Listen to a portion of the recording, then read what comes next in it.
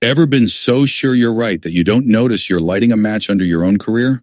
Stick with me for 5 seconds, because this story starts with a blue shopping bag and ends with a whole city watching a man fall from power in real time. The afternoon sun cast long shadows across Riverside's pristine downtown intersection. The kind of place where boutique windows sparkle, luxury cars glide, and everything feels polished enough to erase the word trouble from the dictionary until a sharp, sudden cry split the air and froze the sidewalk. People turned, phones rose, and right there, in the middle of that postcard-perfect street, Officer Derek Hartman stood over a black teenage girl sprawled on the concrete. Her hands scraped raw blood slipping from her nose in dark drops that stained the pale pavement. A Tiffany blue shopping bag sat crumpled nearby. A small box rolled into the gutter, and Hartman's voice carried loud enough for everyone to hear. "Shut your mouth, you little thug. People like you don't belong in this neighborhood." The girl looked up through tears and blood. She was 15, and in that moment, you could almost feel the exact second Hartman didn't realize he had just detonated his own life. Let me back up so you can see how we got here. That Saturday morning at 8:30, Aisha Thompson sat at her kitchen table doing geometry homework, the way kids with big futures do. It focused, careful, double-checking her angles like the world made sense if you followed the rules. Her braids were pulled back neat. Her MIT hoodie was 2 sizes too big because her mom bought it with hope in mind. And the fridge hummed behind her in their modest apartment. Her phone buzzed with a text from Uncle James Gran, opening at Riverside Mall this afternoon. "Ceremony around 3, come see your favorite Uncle James," was her father's younger brother. And since her dad died, he'd been the second pillar in her life, showing up to birthdays, school plays, parent-teacher nights, never letting silence swallow. Smiled and texted back that she wanted to pick up a Tiffany bracelet for her little sister Maya's 10th birthday. 3 dots appeared. Then Uncle James replied, "Say no more. Check your Venmo." $200 landed in her account. Aisha exhaled, grateful. Her mom, Sarah, walked in wearing nurse scrubs, hair pulled up, travel mug in hand, already tired because she was headed for another double at County General. "Uncle James helping with the bracelet?" she asked. Aisha nodded. Sarah smiled, that small, proud smile parents carry when they're doing their best and still wishing they could do more. "Be careful at the mall. Stay aware. Text me when you get there and when you leave." Aisha playfully rolled her eyes.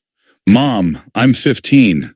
And Sarah answered, like every good mother does, "I don't care if you're 50, you're my baby. Text me."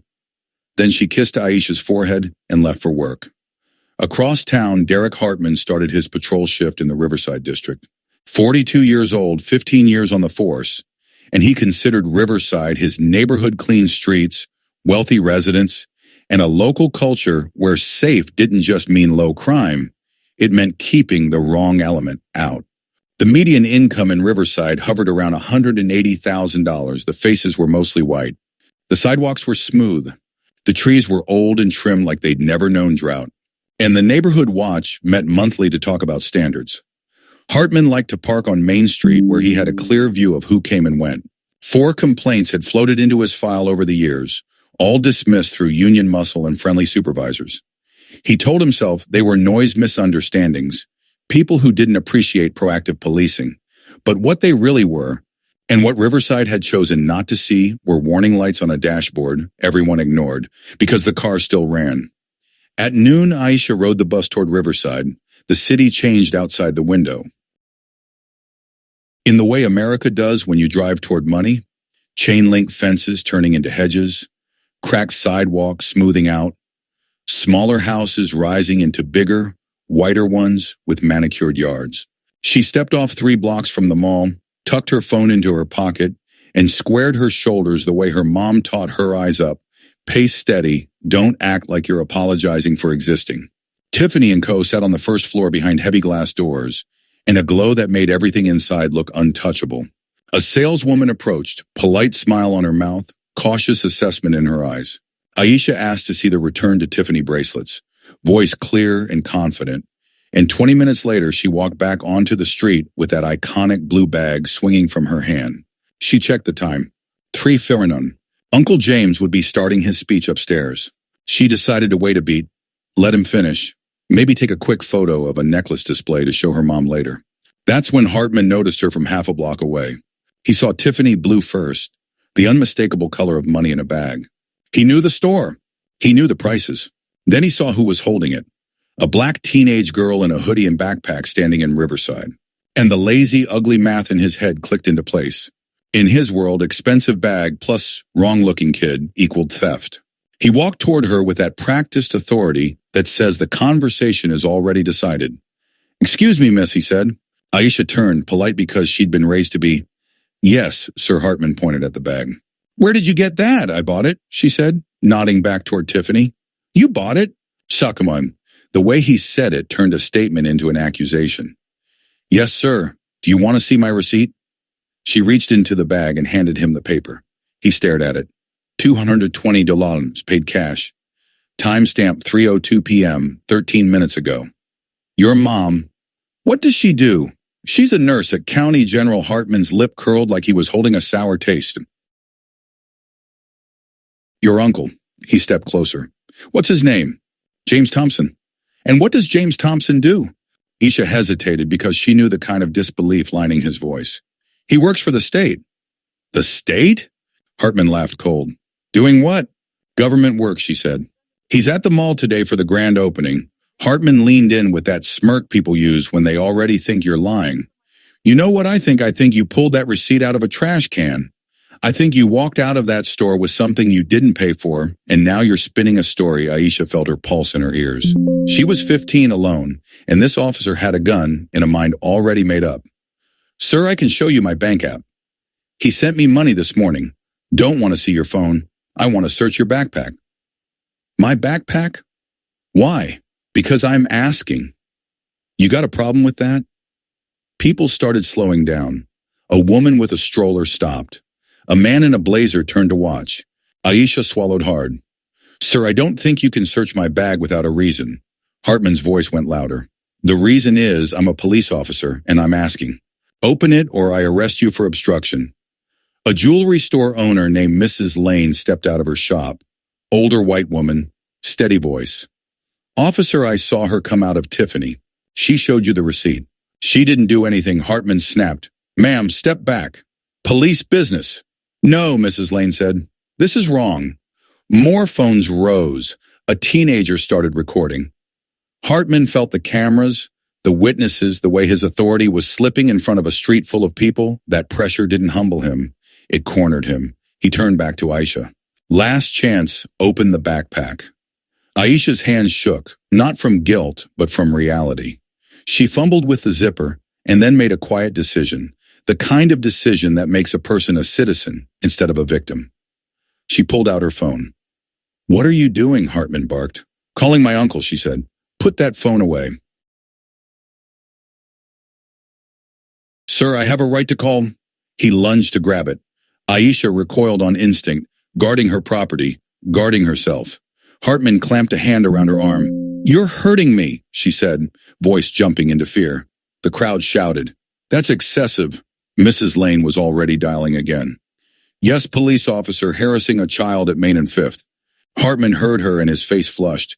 He yanked harder, and in that split second his frustration turned into something reckless. "You're under arrest for resisting," he shouted. "What? I'm not resisting. Let go." He shoved her two-handed in the chest. Aisha stumbled backward, caught the curb, and went down hard, palms scraping, shoulder slamming, face striking the concrete. Her phone flew from her hand, but the call connected. The Tiffany bag tipped, the box popped open, and the bracelet rolled into the gutter like a tiny silver witness. Blood bloomed from her nose and lip. The street gasped. Hartman stood above her, breathing hard, realizing too late how this looked. But instead of stopping, he doubled down, because that's what people do when they're afraid of accountability. "Stay down," he barked. Aisha tried to sit up, dizzy, seeing her phone still glowing on the sidewalk. Hartman noticed and stalked over, snatched it, ended the call, dropped it, then stepped on it, cracked dead screen. Phones in the crowd were recording everything. Hartman slapped cuffs on Aisha's wrists too tight, hauled her to her feet, and marched her toward the patrol car. "Please, can I call my mom?" she begged. "No." He shoved her into the back seat, slammed the door, and radioed dispatch like this was a routine stop. Upstairs, Governor James Thompson was mid-speech on the second-floor ribbon cutting when his phone kept buzzing. His aide answered and heard Chaos Hartman yelling, a girl crying, people shouting. He recognized the voice instantly. "That's Aish," he whispered, and shoved the phone into the governor's hand. The governor listened for 2 seconds, went pale, dropped the mic. Stage with security on his heels. "Main and Fifth," he snapped. "Move." Back outside, Hartman turned the key in the ignition. Then state police sirens screamed in from the corner. SUVs with government plates blocked the intersection. Hartman climbed out, confused, and saw the governor charging toward his car. James Thompson went straight to the back door, threw it open with an override key, and locked eyes with Aisha's bloodied face and cuffed wrists. "Aisha," her voice broke. "Uncle James." He saw the red marks on her skin, the swelling on her cheek, the fear in her eyes. He turned slowly to Hartman. "You did this." Hartman stammered. "Sir, I didn't know." "You didn't know she was my niece?" the governor cut in. "Is that what matters? Would it be okay if she wasn't?" He held up his phone. "I heard you. Every word. 3 minutes of you terrorizing a child."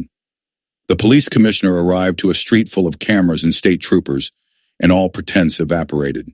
"Officer Hartman, you are suspended effective immediately," the commissioner said. "Badge and weapon, now." Hartman's hands shook as he handed them over. A state trooper read him his rights while the crowd watched. Cuffs clicked shut on Hartman's wrists, and the street let out a sound like something heavy finally shifting. An ambulance arrived. Paramedics treated Aisha gently, and her mother Sarah came running in scrubs, saw her daughter's face, and went still with the kind of rage only a parent knows. Hartman whispered, "I'm sorry." Sarah stared through him. "You're sorry you got caught," she said and turned away. By sundown, the videos had exploded online. Every angle, every second, every word. The question flooded the comments. Aisha got just as fast because her uncle had power. What about the kids who don't? That question didn't disappear, it grew teeth.